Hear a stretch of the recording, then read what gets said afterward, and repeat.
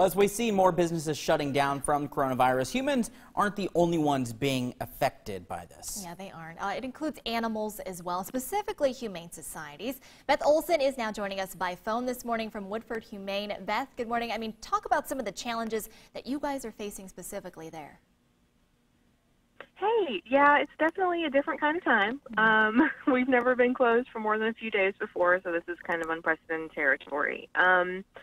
So we are not able to do adoptions with the public right now because we are closed, but we are still taking animals in who need us from Woodford County. So as you can imagine, eventually that will probably get to a point where we're real tight on space, but for right now it's to a point where our expenses are growing every time we take in an animal, but donations really aren't coming in. So you know, we know that it's a really uncertain time and donating is kind of scary right now, but we're really asking anyone, if you are in a position where you're able to donate, we need your help right now more than we ever have. It makes it hard because the work, obviously, as you mentioned, it doesn't stop. Yeah. Even though it's closed to the public, you guys are still doing stuff.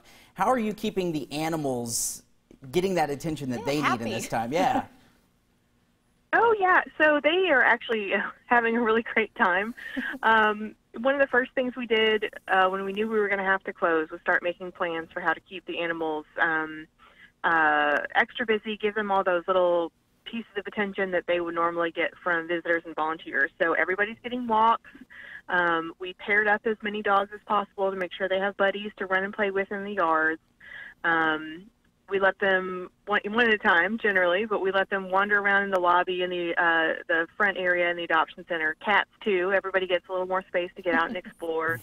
We're just making sure that we're spending more time with them, either individually or in the rooms as a group, trying to make sure that they're getting a little bit extra stimulation. I bet. I think so often, right now people are just kind of forgetting about the animals. They're all involved and impacted, just like we are too. Of course, this is to help animals like Jasmine and Aladdin, just two of the animals you guys have there at Woodford Humane. Yes, they are a super sweet pair. They came into us after they were surrendered because they're on a move to a place that didn't allow pets, and of course, they're a ready-made pair. We have a lot of pairs that we've had to introduce to, but they are definitely enjoying these sunny days, getting to run a little bit in the yards and have a blast. Hopefully they can one day be adopted after all of this. Yeah, absolutely. Where are you guys right now? You kind of mentioned those numbers. Where are you right now as far as those numbers, and have you had more animals come in? I know you mentioned that you guys are still taking animals, but is that something that's happening? Yeah, it is. That's sort of something that never stops, as anyone who works in rescue will tell you. We're concerned that a little bit down the road it's going to be a little heavier because of the economy being the way that it is. Yeah. But for right now, we're doing okay. A lot of people have inquired about fostering, and right now we're not asking for foster homes just because there have been reports that the virus can be carried on pets' fur, so we want to limit the number of people handling the animals as much as we can. So right now is just staff.